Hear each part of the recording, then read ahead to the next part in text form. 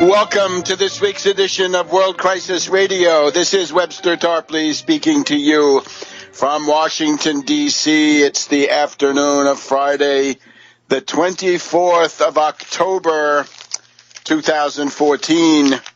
It is the time of the great sifting. And let's lead off with the shocker of the week. Jihadists launched chemical assault. All the power brokers in Washington woke up to the headline in the Washington Post. Friday, October 24th, jihadists launched chemical assault. Evidence points to Islamic State. 11 Iraqi officers sickened by chlorine gas. So you guessed it. What was considered casus belli back in August and September of last year, now a little bit more than a year has gone by, and it's no longer Assad. It's not Assad who's being accused of anything. It's ISIS, the killers, the butchers. Some people say it's Nusra. Some people say it's Al-Qaeda in Iraq or Syria, whatever it is. But it's all the same. All those groups are the same. The moderate rebels are in the Syrian parliament. They're not killers. They're not terrorists. They take part in elections. That's the dividing line. Anybody who's out there with a gun at this point is ipso facto, prima facie, a terrorist. But now the idea is this is something that occurred in Balad, Balad, Iraq. So the evidence points to chlorine gas having been used recently. That would be chlorine gas used against a group of Iraqi policemen. So 11 Iraqi police were rushed to a government hospital, an Iraqi government hospital, 50 miles north of the capital last month. The diagnosis was poisoning by chlorine gas. So there is some kind of a bunker reported which had been sealed up with concrete by weapons inspectors 20 years ago, but these can hardly be used. They are not viable, right? You take them out, they're going to fall apart and kill you. The date in question, 4:20 in the afternoon on September 15th, the 11 Iraqi police officers rushed to the hospital emergency room. So the idea is this was ISIS. This was the friends of John McCain and Lindsey Graham. And it's not the first time. It's, according to some accounts here, it's the third time. Let me also point out, if you go back and look at the Tarpley Twitter feed, you will be reminded, and I did a program on an interview on Press TV about this, that the Herzliya Institute, the Gloria, right, of the Israelis, that is to say Global Research on International Affairs, and their magazine Meria did a report on a gas attack carried out by ISIS rebels in July of this year. Now, the Washington Post does not directly mention that one as far as I can see, but they do suggest that this is the third time that gas attack has been carried out by ISIS in Iraq and or Syria. It goes back. We have to remember Al-Qaeda in Iraq, and we have to figure this crowd, this gaggle of killers and butchers started off in Iraq working for Negroponte and Ford. They were then moved to Libya. They were then brought back through Turkey into Syria, and now they found their way back into Iraq, some of them. So of the 11 police that were brought in, 50 miles north of Baghdad to the Balad Hospital and hospitals in the region. One of the doctors had treated similar cases before. In 2006-2007, Al-Qaeda in Iraq, a group that later morphed into the Islamic State, we read in the Washington Post, carried out a string of chlorine attacks in this area. And people were brought in. The method is you take a truck, you get a couple of chlorine tanks. You can usually get 1-ton tanks. You might be able to get 2 such single-ton tanks on your truck, and then you've got to put some explosives underneath, and then you get a chlorine cloud, and you've got to administer oxygen, perhaps some anti-inflammatories, hydrocortisone, and atropine. Atropine is used. The U.S. Central Command, through Army Major Curtis Kellogg, says they don't know anything about it. A likely story.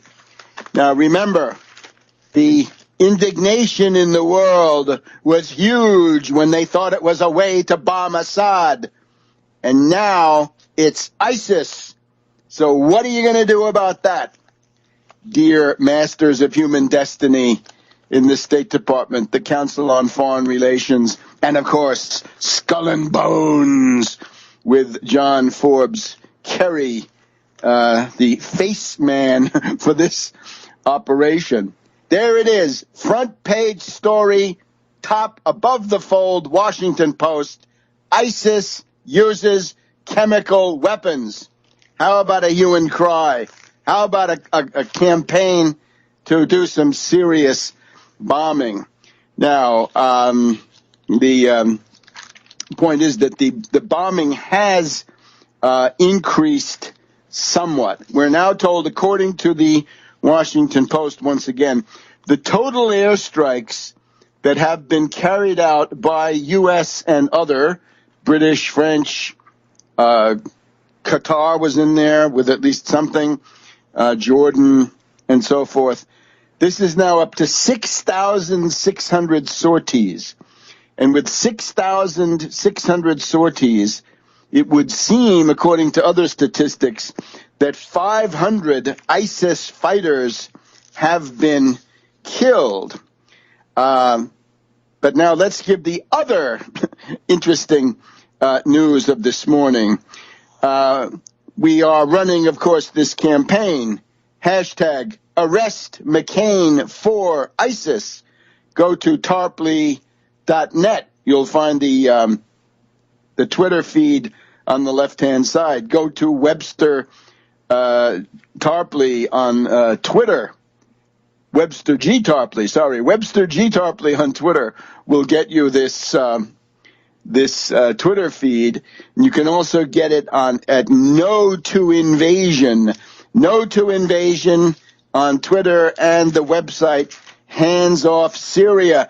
And we're welcoming more and more people with photographs. And again, my hope is the Kremlin, the Eiffel Tower, the Brandenburg Gate, the Colosseum, Big Ben, the statue Sugarloaf in Rio, the Ginza in Tokyo, and you get the idea, right? We want the entire world, the Taj Mahal.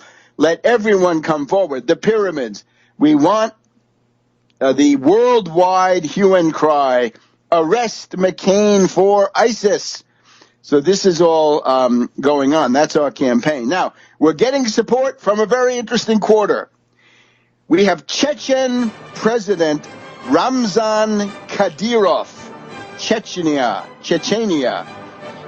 this Russian province. He says the Caliph is a CIA agent, and we'll be back in a minute. Welcome back to World Crisis Radio. First big headline of the day, Washington Post, Friday, October 24th, 2014. Jihadists, and it means ISIS, okay? ISIS used chemical weapons, poison gas, chlorine gas, used by so-called soi-disant Islamic State, otherwise known as Daesh, this gang, criminal gang. Okay, that's number one. Then we have the president of Chechnya, a real fighter. This is a tough cookie. President Ramzan Kadyrov. And he says Baghdadi, the caliph, John McCain's friend, should confess that he is a CIA agent. And Kadyrov points out that the people from ISIS are smaitan, they are devils, and they're in it for money and rape. So they are not any kind of religious movement based on anybody's sacred text. They are brigands and gangsters. So I think this essentially qualifies Kadyrov as a supporter of the Arrest McCain for ISIS campaign, because he is, in fact, pointing out that birds of a feather flock together, and that Baghdadi, alias Badri, alias Caliph Ibrahim, is a CIA agent. Yes, that makes a lot of sense. And, of course, we have been documenting how ISIS has been built up by the U.S. intelligence services. Of course, we have to remember back in the 1920s and 1930s, Hitler was built up as a powerful force by the British, by the French, even the Soviets through the KPD, and ultimately through the Molotov-Ribbentrop Pact, had a role in building up the power of Hitler, right? The KPD did nothing to stop the seizure of power by the Nazis. No general strike, nothing of the kind. Hitler then turned in the spring of 1940 into a Frankenstein's monster, and then he had to be fought. And you can certainly, there's no contradiction between saying fight Hitler, i.e. fight ISIS in this case, and the power relation. There's no comparison between the power of Hitler, which was very great, and the power of ISIS, which is ultimately a joke as a paper tiger. They have the hype of the media, but you have to fight them, even though the CIA and the Saudis and Qatar and the Rahman al-Faisal, they built them up. That doesn't change the fact that you've got to fight them. So those two interesting points. And what this adds up to is what we've been arguing. There is a real axis of evil, a new axis of evil, or a real axis of evil, because the other one was a phony coming from George Bush the Younger and his speechwriter David Frum, whom I debated last year, I guess it was. The new axis of evil: Qatar, Turkey, ISIS, the Muslim Brotherhood, the infamous Ikhwan, and then people like John McCain, John Kerry, and who knows what generals in the Pentagon who don't want to attack ISIS. And I would point out a lot of people on Fox News with their defeatist propaganda are essentially signaling that they're not interested in a war against ISIS. They want a war against Putin or a war against Assad.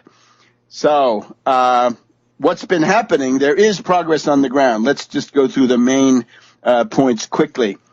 Remember that Dempsey had signaled that he was a defeatist about a week ago, saying, well, the ISIS have been driven out of most of Kobane, but it may be only temporary. It may not be possible to save Kobane. ISIS may conquer the city eventually, at which point I said, fire him. Fire Dempsey. We cannot have defeatists in office, right? That's worse than George McClellan 150 years ago. Right now, remember, October 1864 was Lincoln against McClellan, McClellan the defeatist. And the same goes for Kerry. Now, the basic story around Kobane: more bombing as a result of agitation from a number of sources, including this one. ISIS clobbered, ISIS strained, ISIS sending raw recruits into action, pulling in cannon fodder from all sorts of places. This stuff takes a real toll. ISIS then retreating from Kobane. The United States finally accepting to work with the Syrian Kurds, share intelligence, and use their spotters to call in airstrikes even within the city of Kobane. That was elementary, should have been done a long time before, but they said, oh, well, we haven't vetted them. Well, vet this, as some have said. The second aspect of that is then U.S. airdrops of equipment, of weapons, of ammunition, of medical supplies and other necessary goods to the Syrian Kurds. This is the YPG, claim is supposedly an arm of the PKK. We'll be skeptical from Missouri on that one.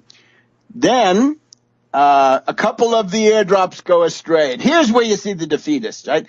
As soon as two of these parachuted bundles don't go exactly where they were supposed to, the defeatist chorus, the Hannitys and others come out and say, this proves that the entire thing is a failure. That was the Democratic Party 150 years ago. The war is a failure. Lincoln is a tyrant. We're all bankrupt. Our living standard is being eroded. It was actually going up. But you get the idea. Defeatism.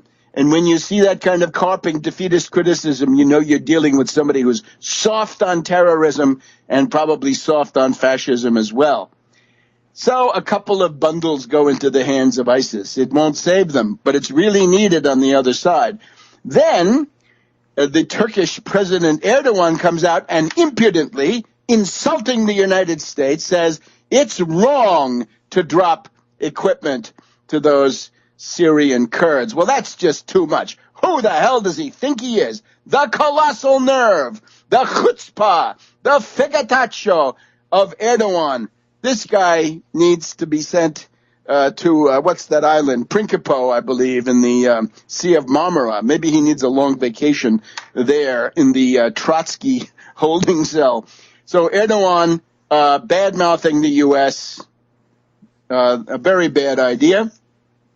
And then Erdogan forced to fold a little bit. He says, okay, I'm going to let Iraqi Kurds from northern Iraq transit through Turkey, and we're going to let them out at Kobane, and they're going to drive the ISIS fighters away. And even the defeatists in the U.S. military, the defeatist, soft on terrorism generals who are eager to use ISIS as a secret army, on Thursday of this week said, an unnamed CENTCOM source says, we think the Kurds are going to hold. We think the Kurds can hold the city. Well, thanks for nothing, guys. And we'll be back in a minute. Welcome back to World Crisis Radio. Webster Tarpley here in Washington, D.C. So ISIS has carried out a third gas attack, and the president of Chechnya, Kadyrov, says Baghdadi, that means Caliph Ibrahim, must confess he's a CIA agent heading up a devilish, diabolical organization whose goal is money, more Rolex watches, no doubt. So that seems to be evolving in a positive way. By the way, we've got the Blackwater Four convicted, right, going back to the war crimes of Iraq. And remember, Bill O'Reilly on Fox News has been calling for the creation of an international mercenary army to go and defeat terrorism. Well, that's what Blackwater was, exactly, to a T. And Eric Prince had been the head of the whole thing at the time, had been saying, yes, that's what we need. But then, of course, the problem is that it was tried before, and it led to military defeat and to war crimes. So that is the last word on O'Reilly's proposal for mercenaries. If you get a merc, the merc will run amok. And remember Machiavelli, mercenaries are useless and dangerous because they will betray you at the key moment. Now, Ebola. There's really not much to add to our earlier analysis. If you want to have defense against Ebola, you need defense in depth. You've got to make very large investments. You have got to train 250,000 doctors. You've got to build a minimum of 1,000 hospitals. Remember, your goal is the Hilberton standard of 4.5 beds per 1,000 people, that was considered essential in 1946. What could we say now? We're now at 3. We went up from 46 to 75 and then down with people like Rick Scott, the governor of Florida, wrecking, privatizing, looting, and otherwise sacking the existing hospital system. This idiotic litany that the United States has the best health system in the world is baloney. It's nonsense. Don't let anybody get away with mouthing that idiotic platitude. We need, then, at the NIH and similar institutions, crash programs for a number of dread diseases. Ebola certainly on the list, but think about AIDS, heart disease, cancer, diabetes, on and on. All of these can and must be cured, and that takes blockbuster investments. So sweep aside the cockroaches of the Tea Party, this regurgitation of fascism after all these years, and get down to business. Now, we would still wish to contemplate a ban on citizens of the 3 countries, Sierra Leone, along with Guinea and Liberia. There's no reason why elective travel by citizens of those countries should be permitted, or indeed anybody who has been in those countries would have to be subjected, I think, to special scrutiny, which could mean quarantine at some other point in the trip, right? If you want to come to the United States, fine, quarantine yourself in Belgium or in Holland or in Britain and stay home there. And then when you're done with that, you've been in touch with the U.S. consulate or embassy, then you could come back. It is obviously reckless and irresponsible for Dr. Spencer to have engaged in what looks like a normal life for almost a week after coming back from his meritorious service in West Africa, right? If you're fatigued, how could you go to all those places, the bowling alley, the High Line, the A train? How can you do all that in one day if you've got fatigue? What kind of fatigue is this? However, it looks like the preparations there were somewhat better organized. And right now, if you want to come into the United States from West Africa, you've got to go through JFK, EWR, ORD, or Atlanta. And that will undoubtedly increase the scrutiny. One interesting thing from de Blasio, we're no fan of de Blasio, but this is obviously something that a healthcare professional has told him. You don't want to overload the system with cases that may look like Ebola, but they're not Ebola. And this could go very, very fast, right? If you had 5 or 10 cases showing up all at once, perfectly possible. You would then get a wave of panic, and all kinds of people would be sitting around wondering, God, I've got a fever. I got to go to the hospital and the emergency room. What they're likely to have, of course, is influenza, the yearly influenza. So de Blasio gave the following advice. Get a flu shot so that you won't overload and abort the system, coming forward in panic when you think you've got Ebola and all you've got is the flu, but that's going to mix in. Other patients will get the flu, and the whole system will be overloaded. I think that is something that any responsible person would have to consider. And naturally, of course, here we're going against the widespread hysteria of, what can we say, followers of Brigham Young, let's say. Brigham Young's theory was that there were no diseases until doctors came along and created the diseases and then collected money for curing the diseases. This backward, superstitious, magical, rural method of thinking, if you want to call it that, is absurd and obsolete. And, of course, we have had many outbreaks, I guess, of whooping cough among children because the herd level of immunization on whooping cough in particular has gone down. If you've ever seen a child die of whooping cough, that puts the vaccine, which is, of course, tetanus, diphtheria, whooping cough, pertussis, puts that in a completely different framework. And I think people who have been hysterically avoiding the elementary injections of, vaccines that are tried and true, proven, road tested on the level of tens and hundreds of millions of administrations. This cannot be the time to give way to that kind of stuff.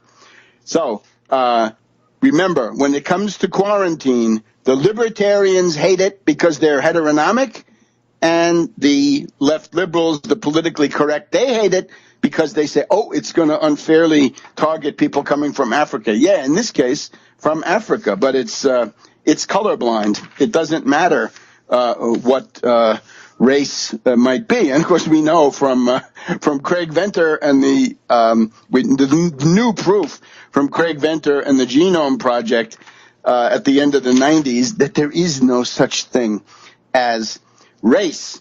All right. Now, we have to look at, we're going to be talking to Reverend Pinkney in a couple of minutes. I want to congratulate Reverend Pinkney already. Reverend Pinkney was part of the delegation that met with authorities from the United Nations Human Rights High Commissioner. The High Commissioner for Human Rights of the United Nations came to Detroit and talked with local representatives about this question of water, the implications of cutting off water to urban populations in the middle of such an epidemic. It ought to be obvious to anybody. You'd come in now with an executive order, whether you're the governor of Michigan, of course he won't do it because he's a neo-fascist, but somebody in power, either in the federal or state governments, would come in and say, we're declaring a state of emergency, and everybody's water is now going to be turned on again because we need regular hand washing, right? They all talk about it. Hand washing, well, not so easy if you don't have any water. So let's get the water flowing again. And that is obviously one of the things that Reverend Pinkney talked about. But he is now an internationally recognized spokesperson for the oppressed population there in Detroit, Michigan, and indeed all of Michigan and surrounding areas. Back in a minute on World Crisis Radio. Welcome back to World Crisis Radio. Webster Tarpley here in Washington, D.C. on the 24th of October. So that would be, I think, the Ebola briefing. And notice the hysteria mongers and defeatists in this area too, right? People who want to denigrate those who are out in the arena trying to do something, the armchair critics, the carping, backbiting naysayers, generally reactionaries, right? Because they think that if they can demoralize the entire society, right, demoralize the American people, they won't vote, and the way is clear for the infamous fascism of the permanent austerity dictatorship. Republicans in the House, Republicans in the Senate, the rats cabal plus one in the Supreme Court, no unions, and of course, nobody gets to vote unless you jump through 99 hoops in the form of a poll tax, thinly disguised. And that's, of course, the latest decision from the Supreme Court, this infamous Texas voter ID law. That is a racist measure. It's got racism written all over it. The Rats Cabal plus one has said we are going to kowtow, we're going to embrace these racist initiatives coming from the states now that the surveillance and supervision built into the 1964 Civil Rights Act, 65 Law 2, we're gonna override that because nobody can stop us anymore, right? We can run wild with decades and decades of neo-Confederate racist fantasies. So that is the situation there. Now let's look at U.S. politics. We've got to start with our pre-election review. Well, of course, the first, obviously the most dramatic document we have, Time magazine, and on the cover, the most interesting man in politics, the reinventions of Rand Paul. Yeah, flip-flop. Rand Paul flip-flops on drones. He's against them, then he's for them. various kinds of foreign adventures. He's against them, and then when the reactionary base of the Republican Party, the warmongers of the petty bourgeoisie, and the neocons get together and push the wretched Republican Party to the right, then he follows them. Of course, he's an utterly unprincipled opportunist. He has flip-flopped more than Kerry, more than Romney even already. And of course, here on the cover of Time magazine, we see him in a deeply serious and thoughtful pose. He's thinking deeply about the problems of the United States and civilization, and he's also thinking, how can he save this wretched Republican Party? By my count, and of course this is not an exact science, I believe that little Rand Paul has been on the cover of Time magazine 4 times now. This is the 4th time. If it is 4 times, he's tied with Hitler. Hitler was on the cover of Time magazine 4 times. Several of those were to hype him, to support him, to boost him. Same with little Rand. So headline, Rand tied with Hitler for Time magazine cover stories. And what's going on here? Well, of course, what's Time magazine? The Luce Empire, Henry Luce. And what was that? Well, it's this group called Skull and Bones. And what, of course, is Little Rand? Little Rand is the darling of the southern jurisdiction of the Scottish Rite of Freemasonry. These are the bearers of secessionism, civil war, racism, and other unspeakable plagues and disadvantages for the United States. They are people who believe in a low-wage economy. They are union busters from the word go. He believes in states' rights unless the state wants to impose the union shop, right? But not if they want to have an open shop, union busting, and so forth, so-called right to work, right? That idiotic mislabeling. Then little Rand says, no, you can have it if you want to bust the union. You can have states' rights, but the only states' right he's interested in is the right of a state to bust a union, not to support the reasonable demands of labor. Now, let's look at this election. I think one of the secrets is that all the media attention is on the senators and the race for the Senate. They are not paying so much attention to the governors, and you can see why. The propaganda narrative is that Obama is unpopular, therefore the Democrats are going to lose. But remember, the Republicans are extremely hated because of shutting down the government, because of gridlock, because of these union-busting, wage-gouging governors. Remember the formula that I've given you. In the first term, the president is controlled by the need for money to run again. In the second term, they hit him with scandals, right, going back to Monica Lewinsky, and we got news on that front if we can get to it. Our perspective here, destroy the Republican Party in place and then split the Democrats between a Wall Street pro-labor, an anti-Wall Street and pro-labor New Deal faction on the one hand and a Wall Street majority at this point on the other. So let's look at some of these possibilities. In Wisconsin, it is obviously absolutely imperative that the fascist Governor Walker, with his hairstyle copied from Senator Joe McCarthy and George Wallace, this guy Walker has to be defeated. If he is not defeated, then and this is the second chance to get rid of him, it means that Wisconsin will sink into a slough of degradation and demoralization. In Florida, we've already mentioned the hospital-destroying antics of Governor Scott. He's now shown himself to be mentally unbalanced, right? The so-called Fangate story. The Democrat Chris, of course, is a well-known hack, a retread several times over. But again, if you don't vote these reactionary Republicans out, then you're documenting your own questionable survivability from a moral and political point of view. In Pennsylvania, good news, the reactionary Republican Corbett is down 7 points compared to the Democratic challenger Wolf. In Georgia, you'll remember Nathan Deal screwed up those blizzards, right? When the snow was falling around Atlanta, Deal got it all wrong. He's a shaky Deal. He's running against a descendant of Jimmy Carter. But there again, you got to get rid of the devil you know.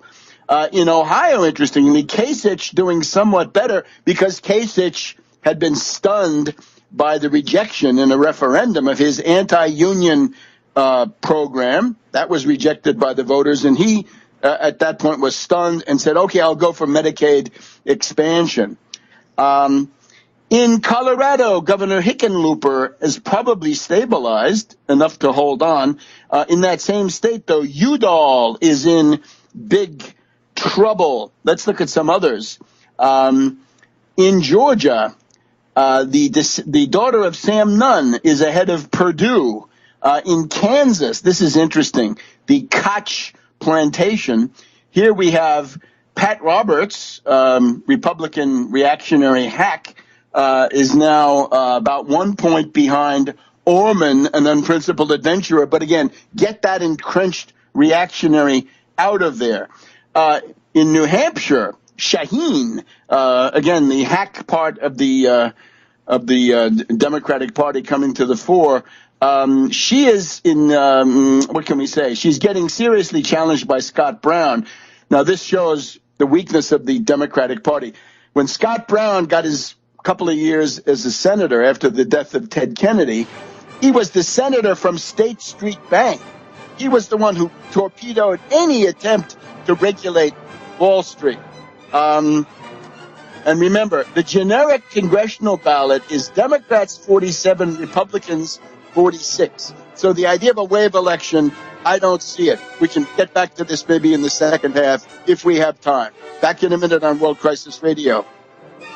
Welcome to the second hour of the October 24th edition of World Crisis Radio. And we are now honored to be joined by a man who has received international recognition as a spokesperson for the downtrodden and oppressed population of Michigan. And this is Reverend Edward Pinkney. I would just like to point to an article I have here from Agence France Presse. Sorry, this is Associated Press.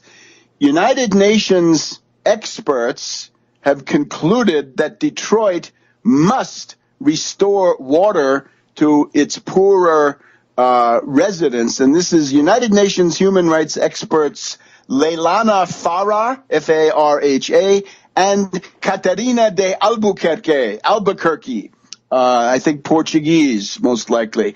So, welcome to Reverend Pinkney. Tell us about that meeting with the United Nations. Well, Webster, let me tell you this. Are you there? Yeah. It was one of the most interesting meetings you could ever have. I had the opportunity to speak, and it was just tremendous. You would not believe the stories they were telling about people without water. People have gone 2 years without water. They have to go next door and borrow water to flush the toilet.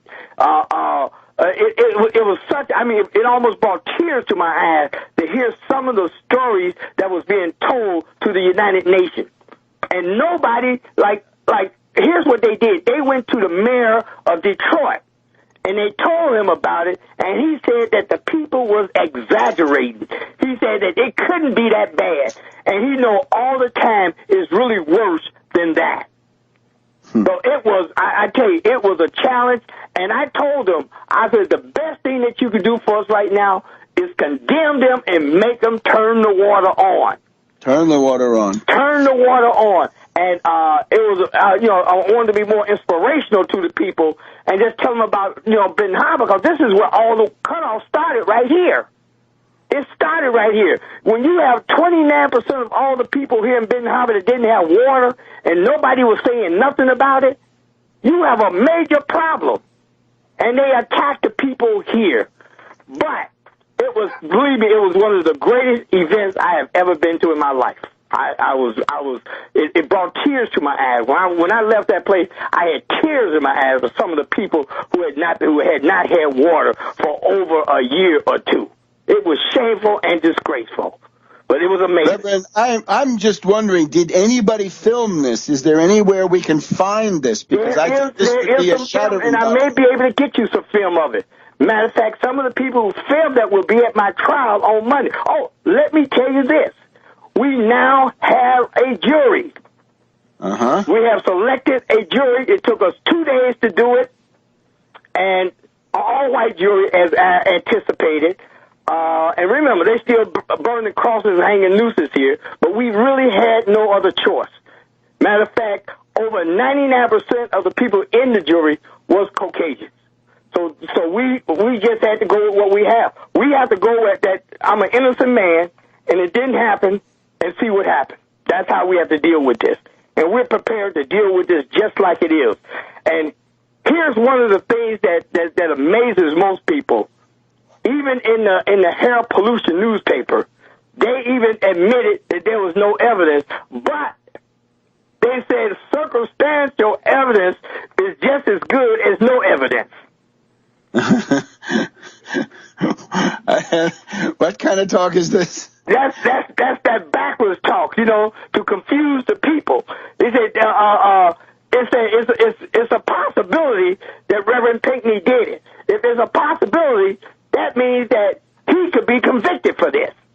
Yeah, but wait a minute. The standard is the other way around. The standard is convicted beyond a reasonable doubt. Absolutely, absolutely. and the judge and the prosecutor tried to get that in on the jurors today, but my attorney, he just ate them up. He said, I love this attorney I got, but unfortunately, he's a money man. All he wants is money, money, money. I told him, I said, wait until we win the case. He said, no, sir. He said, I want a check from you Wednesday for $5,000.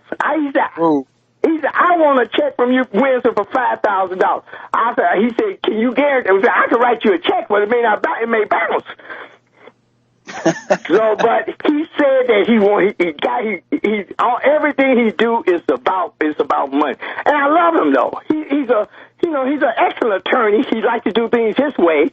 He don't listen to his client. He do things his way, and but that's the way it is. But we're still down here fighting, Webster. We're not giving up the fort. We're fighting, and we're gonna continue to fight, and we're gonna win this fight, and I'm going to win this case. Reverend, I think you will, but here's what I suggest. We can do fundraising better with that film. In other words, if we have a film, especially of you, but also of others, right, people who are themselves the victims and so forth, be it in Benton Harbor or Detroit or other places around Michigan, that could then become, I think, in places like Europe, that could be compelling. Because, people outside the U.S., people in Europe, generally more open to the idea of race and class oppression in the U.S. than certain kinds of people here at home, right? You know the drill. Absolutely. But here's what I'm going to do. The people who actually film, they're going to be at my trial to film. And I'm going to email them and ask them to bring me a copy of that the UN section, and what I'm going to do, I'm going to get it to you. And please do. I'm going to work extremely hard. I'm going to send an email out today to them, letting them know I'm requesting a copy of it, so I can send it directly to Webster Tarpley. That's okay. My plan. And now, if you could, the $5,000 is due on Wednesday. How can people help? Where do they send their contributions to keep this fight going? Absolutely. Hey, I would like to find 10 people who will send $250, and you can go to bhbanco.org. That's bhbanco.org, or you can mail me a check to Banco, 1940 Union Avenue, Benton Harbor, Michigan, 49022. That's Banco, B-A-N-C-O, 1940 Union Avenue, Benton Harbor, Michigan, 49022. And it's better to go to my website because it's Wednesday morning. I am going to probably have to write him a check and pray that it doesn't bounce. But he's just this type of guy. When he want it, he want it. So I'm going to have to do what he asked me to do and then just tell him to hold the check until I can get the $5,000. One of the other. Of course. Absolutely. But we're going to continue to fight this battle, and we're going to win this battle, and we're not going to let them push us around. Democracy is no longer exist here in the state of Michigan. We're fighting a battle that nobody would actually believe, and it's just not here in Benton Harbor, it's in Flint, Michigan, Detroit, Saginaw, Pontiac. There's all these places where we have an emergency manager at, and these people are serious about what they're trying to do. And I would also say, if you can defeat this frame-up, that could set the stage for the defeat of Snyder. Right? Because Snyder has to face a re-election. He's not invulnerable. And if the wind changes and you get off these charges, maybe that will help in the statewide races, right? So that people who are the lesser evil can come forward. Oh, absolutely, absolutely. And believe me, if we could, we're going to win this case. I don't see no other way. We're going to do everything in our power, and we're going to make sure that we take a stand for what's right.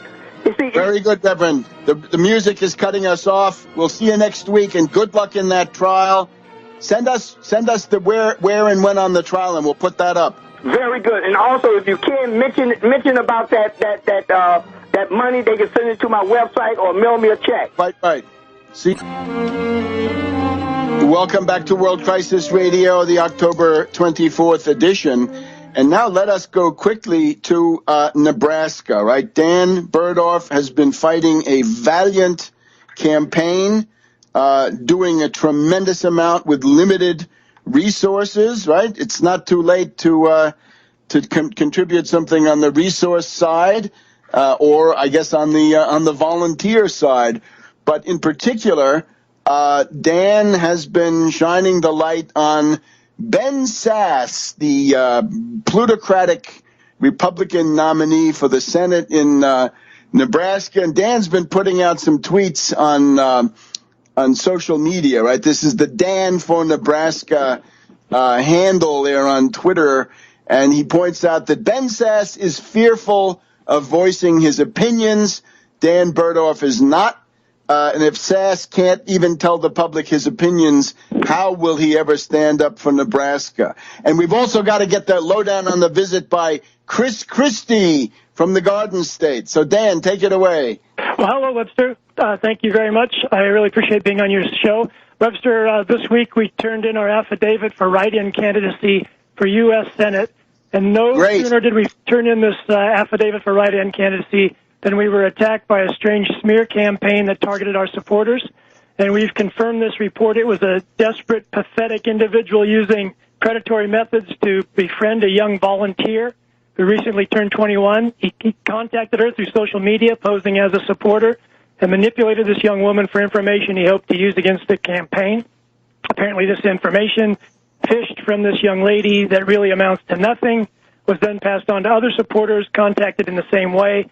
But this predatory behavior hasn't worked, and I wanted to tell your listeners, because I know I have a lot of supporters and your listeners, if they receive any misinformation about my campaign, please contact me directly at danfornebraska@gmail.com or write me directly at Friends of Dan Burdorf, P.O. Box 6584, Lincoln, Nebraska 68506, if you have any questions about my campaign or our platform. And I'll fight for Nebraskans, and I'll fight for my supporters, and I won't tolerate this kind of predatory behavior.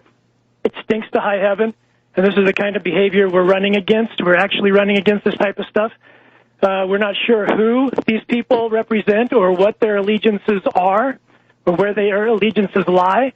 But to recap for your audience, we have 4 opponents in this race, all of them on the ballot. And we're seeing a pattern of behavior and attacks that hit us right after we enjoy some breakthrough success. And And we saw it when we turned in our ballot petitions. There was a similar attack involving rumors and agitation. So we know what we're looking for. And again, I'm telling my supporters to call me directly. I'm in the phone book.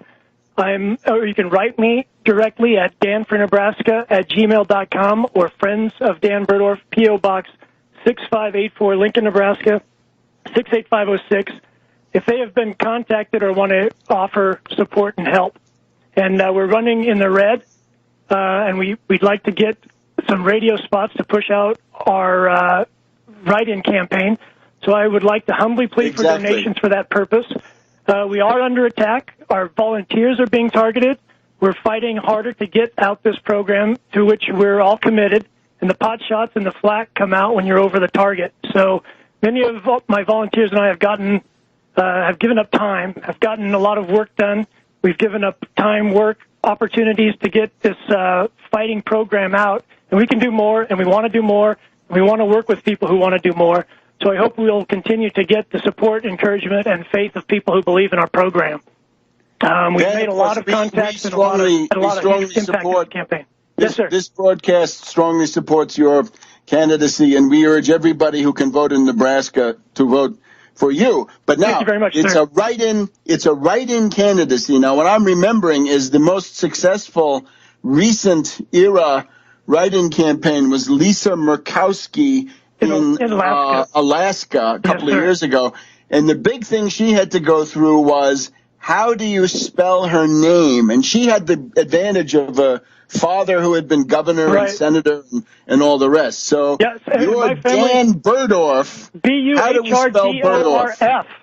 And my family's been in Nebraska for 5 generations, but we've never had a politician before, so we have to get that message out so people can spell my name right, or something approximating it on the ballot. And my platform and our campaign is we are the only exposure of our full platform, including the Wall Street sales tax and nationalizing the Federal Reserve for infrastructure development in any major debate for national office so far in this general election. We've got to get that information out, and I need to do a radio campaign to do that. I don't have the means right now to do that, so there's only one way I'll be able to talk about that, to be able to talk about mobilizing the Federal Reserve like we did with a nationwide AP coverage. There's only one way I can do that in Nebraska now, and that's on the radio, because social media is not going to do it. So if I can get radio donations for radio, that'd be awesome. That would just be fantastic, and we could go forward with the last few days of this campaign. That's an excellent strategic choice. So BUHRDORF. Webster, not only do you spell it right, but you pronounce it right, and I really appreciate that. So, yes, Dan Burdorf. Burdorf spells relief from the tired austerity that we've been suffering under since I've been born. So, yes, if we can get that message out, we want to tell all Nebraskans that there's an alternative to the two parties that are very weak and very pathetic. Absolutely. How can people contribute? Give it to us once again, so there's absolutely no doubt. Sure. They can send me a check to Friends of Dan Burdorf, P.O. Box 6584, Lincoln, Nebraska 68506. You can also donate through the internet at danfornebraska.com. There's a contribution page there. We've pushed. You want to repeat that a little bit slower, Dan? I think there might be some takers out there. Friends of Dan Burdorf, BUHRDORF, P.O. Box 6584, Lincoln, Nebraska 68506. And they can also reach me at danfornebraska@gmail.com. And they can go to danfornebraska.com to donate over the internet. So now, can I just ask you, Chris Christie was supposed to be there, right, since he's the head of the Republican governors. Yes, Did sir. Sass actually show up? That's going to happen tomorrow. The Rutgers is playing the University of Nebraska, and we hope that the good guys win. And apparently, Chris Christie will be addressing a fundraiser for Pete Ricketts before that game, and that'll be early in the morning. So I expect Ben Sass to show, but I don't know. And is that rickets as in the vitamin deficiency disease, or that's a Republican candidate? Well, it's a Republican candidate that is pushing the vitamin deficiency disease with his austerity plan for Nebraska. All right, Dan, you're going into the final sprint with, I think, a very excellent strategy. So more power to you. We'll see you next week. Welcome back to World Crisis Radio. Now, completing our panorama of struggle here about, 10 days from the general election, November 4th. Let's go to Napa, California, and the very interesting race that's developing in the 5th Congressional District of California, featuring James Hinton, the challenger, and the guy that we're interested in supporting, against Mike Thompson, Mike alias Corkhead Thompson, so-called apparently because of his excesses in insider circles. But James, I think the interesting thing with your campaign is that you are now on the verge of a media buy that will put your message on a fairly important radio station there in the Northern Bay Area and the wine country, and that will be on 5 times on AM radio, 5 times on FM radio. One of the stations is KVYN in Napa. What is your final message to the voters going to be in that 30-second radio spot? More or less, it's going to be, we're going to have Daniela Wells inform the district here that Congressman Mike Thompson used to be okay, but lately he's become a Wall Street Democrat, voting for bank bailouts and shielding the NSA and Monsanto. It's time for Mike to take a hike. James Hinton wants the next New Deal, fighting the banksters with the 1% Wall Street sales tax, to roll back austerity. Hinton will make the Federal Reserve pay for real economic recovery, with 30 million new jobs for full employment and 0% student loans and earthquake loans, and no more wars. Vote James Hinton for Congress. Then, of course, I'll tell him that I'm James Hinton and I approve this message.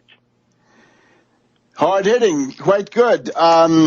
Now, what I think when many people hear this, they're going to be interested in saying, well, that's practically the San Francisco media market, right? I think some of this can be heard in some parts of San Francisco, and they'd like to get that stuff on the scoreboard. So please tell us, if people say, I want to contribute to send that message out, more times than what you've been able to arrange up to now, where can they make contributions? Well, visit my website, hintonforcongress.com. That's HINTONFOR Congress.com. There's a support or donate button on there you can take a look at to write a check or use the internet. You can do it. It's pretty easy. But we've got flyers, we've got posters, we've got new beautiful posters. Make wine, not war.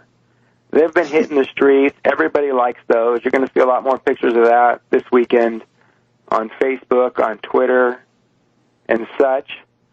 Of course, we've got the Mike Thompson voter awareness poster where we let you know that Thompson voted for the Wall Street bailout in 2008. That Thompson covered for Petraeus and the CIA by saying no crime was committed in Benghazi. Thompson voted to protect Monsanto from regulations. Thompson voted to allow more NSA, illegal wiretap, and email snooping, even though he's on the Intelligence Committee and knows what the CIA is running wild. He still did it against party lines. What party do you represent, Mike Thompson? Do you represent the Democrats? Do you represent District 5? Or do you represent Wall Street? Which one is it, Mike? That's what I'm asking you. Anyways, the opportunity is now to get elected, to get a new voice in that Washington, D.C., in that all-important room where we make these decisions, to offer new leaderships for both parties. As we see the Republican Party crumble here, you know what they're going to have to do to revive themselves, Webster? They're going to have to act like Abraham Lincoln and start running as populist Republicans with the Wall Street sales tax to come back against these Wall Street Democrats. That's going to be their solution down the road. So right now, we're going to help by giving them the recipe. What is the Wall Street sales tax, Webster? That's a 1% sales tax on all Wall Street turnover, including into markets such as Chicago, where the Chicago Mercantile Exchange is. We want to make sure all these toxic derivatives are taxed, and that tax doesn't go back to the banks. It goes, half of it stays in Washington, the other half comes to the state for revenue sharing.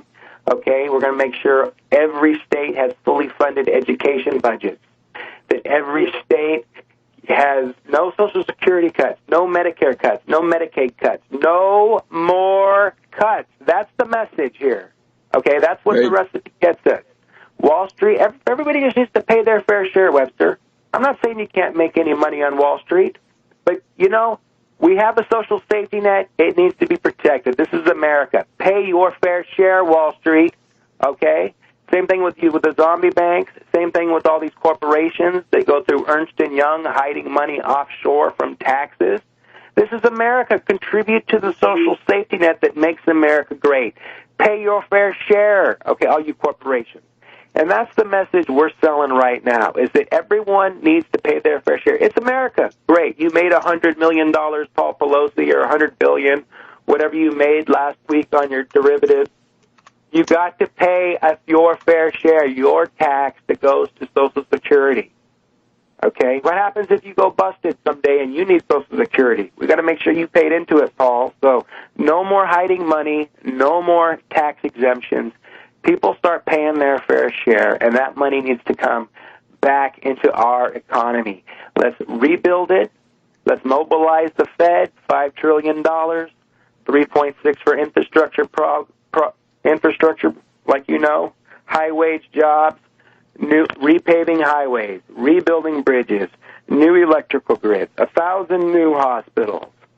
Okay, let's talk water infrastructure. Up here in Clear Lake, they need money. Right now, they're going to vote on a 1.5% sales tax increase to help out infrastructure that's needed at Clear Lake. A disaster. It's a regressive tax. There would be no sales tax needed on Clear Lake, okay? With Wall Street. Wall Street needs to pay their fair share into our social safety net, and that's how it needs to come down. So the more people are hearing this message, they're liking it. It sells itself. It's the next New Deal. You know, FDR was elected 4 times to president for a reason, because people liked him, because he represented the people and not the corporations and the banks. So the people kept turning out to vote for him. All right, and we want to get the same policies going. Let's bring back Glass-Steagall. Let's get rid of toxic derivatives. Shred them, outlaw them, get rid of them. I don't want my government and tax dollars associated with derivatives. They're intangible. I want my tax dollars associated with tangible goods, like new highways, like manufacturing, farming, you know, anything. Webster, something tangible, something we can eat, something we can sleep, something we can drive, something that makes America, that improves our wealth. That's something we can use. That's what we want to invest, Webster. Okay. Now, in the coming days, in terms of your campaign, any appointments that people can show up for? Any special things that you're going to be doing this coming weekend or into next week? You know, I can't think of anything off the top of my head, but if you stay tuned to Facebook or Twitter, I'll be making, appearances and announcements anywhere I can. You know, we're looking for all the media we can get and any kind of more speaking opportunities we can. Actually, speaking of media then, can you just give us a rundown of the radio shows you've done this week? Because that's an impressive list. Well, I've been on KVYN, the local Napa station, 99.3 FM. Right. I did a Clear Lake show on 88.1 FM up there. I've been on the Sonoma station several times, 91.3, which is KVYS. All right, good use of local media, and you're going to continue that. So we'll be back next week with James Hinton, and check the Internet for those ads. Welcome back to World Crisis Radio. There you have the lineup. If you're in Nebraska, it's Dan Burdorf, Buhdorf. Bring a pen, bring a pencil, bring whatever they require to write that in. If Murkowski can do it, Burdoff can do it, and even easier to vote in California for James Hinton. And stay tuned for that campaign of radio spots. Radio spots are a very good investment by insurgent candidates. Now let's try to tie together some human interest stories here. The noise about a Romney comeback is growing louder, and we've even got some people saying, oh no, right, the Hannitys and Limbaughs are dismayed. He's not reactionary enough. I would urge you, make sure you have a copy of Just Too Weird, Bishop Romney and the Mormon Takeover of America with Polygamy, Theocracy, and Subversion. Did you know that the first time a president of the United States used the word terrorism in an official proclamation, he was talking about the Mormons? Did you know that Ron Paul's presidential campaign was designed mainly to help Romney get the Republican nomination, with Ron Paul hoping to barter his delegates for giving little Rand Paul the vice presidential spot on the GOP ticket? And so forth. Did you know that there's such a thing as the White Horse Prophecy, apocalyptic, with a Mormon takeover of the United States and then the march towards Armageddon against Russia to spread theocracy across the world? This is one of my books that I'm actually most proud of because it's the only one that describes in adequate detail exactly how Ron Paul functioned as the right wingman of the Romney campaign. So we'll be looking for that. Now, little Rand, I think, believes that he's outgrown that, right? He may be too big for his britches, but he's got skull and bones working for him now. But we're going to see. So that's at Progressive Press of California. Beppe Grillo, this is interesting, right? We've got all these fringe leftists who are interested in Beppe Grillo. Well, let's look at the latest crimes of Grillo. First of all, taking advantage of Ebola, Grillo has gone on to a xenophobic rampage. He wants to expel all foreigners, principally refugees and immigrants, right, from outside the European community, I guess. This is something where Grillo and his guru Casaleggio, now ailing, they have collided with the wishes of the five-star movement base, because Grillo's own followers are not as degraded and racist as he is. They don't share that xenophobia. So that's one side of it. And then there's the question of the parliamentary group in the European Parliament. And we know that Grillo has sealed an alliance with Nigel Farage, rhymes with wreckage or garbage. Nigel Farage, the xenophobic leader from Britain, I guess in the great tradition of Sir Oswald Mosley, they had tried to found a parliamentary group, because you get a lot more power in the European Parliament if you're part of a group and you get money. The stakes in terms of money is about $10 million per year. So we have UKIP, UKIP, and the Grillo 5-star together. They needed 7 countries, and they had a guy from Latvia.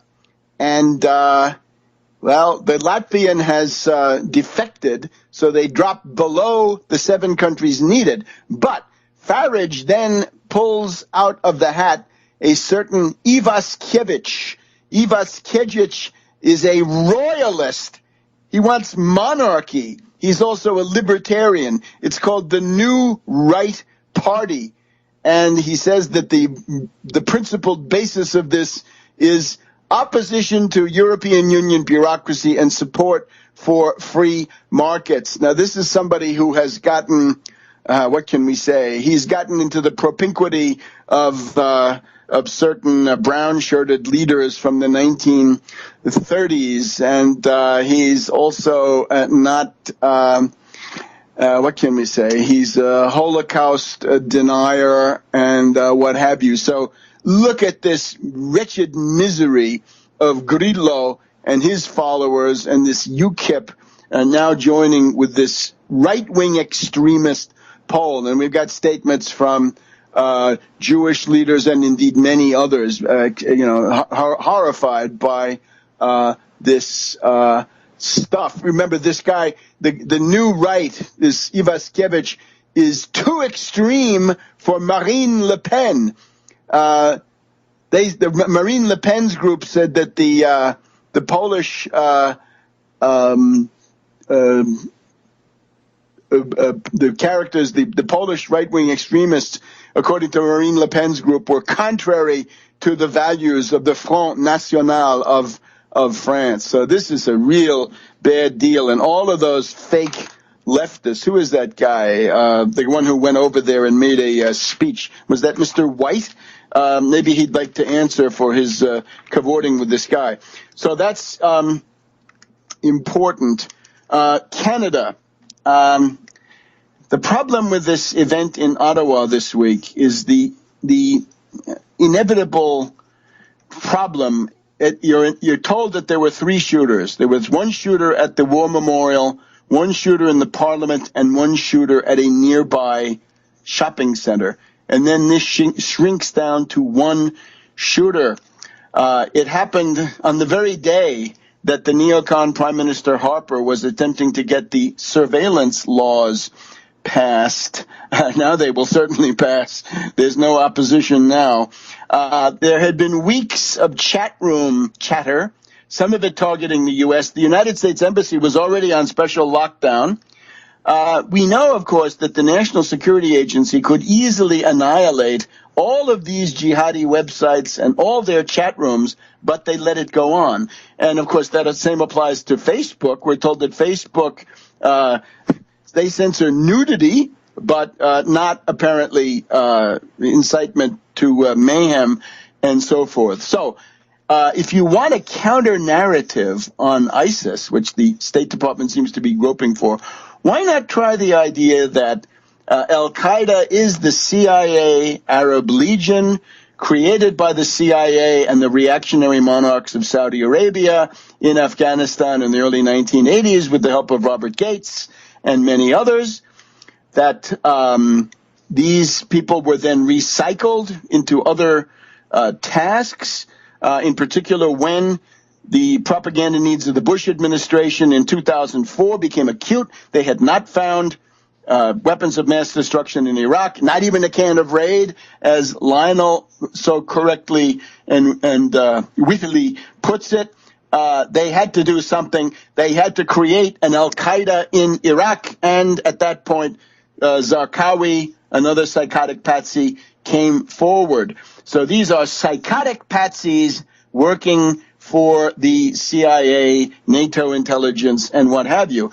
And their so-called doctrine, this character Qutb was an operative for the British against Nasser. Isn't that the most obvious thing in the world? The same thing applies to Richard Reed, the shoe bomber, Zacharias Moussawi. Both of them were mentally disturbed, but Qutb, the great enemy of Nasser, was serving the needs of British intelligence. So what we've obviously got is an orchestrated series. We've got the New York City Axe attack, this out in Jamaica, Queens.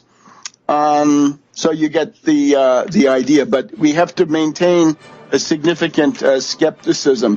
Finally, I'm sorry I don't have time to go through defeatism, but just go back. There were lots and lots of people in the U.S. who were soft on fascism. The Hearsts, Henry Ford, Alfred P. Sloan, Farish of Standard Oil, Colonel McCormick in the Chicago Tribune. Once Pearl Harbor had happened, they couldn't be they couldn't be pro-fascist in the old way, but they were defeatist in the sense that they sabotaged the war effort with carping criticism, and that's what you're seeing. So we'll be back next week on World Crisis Radio.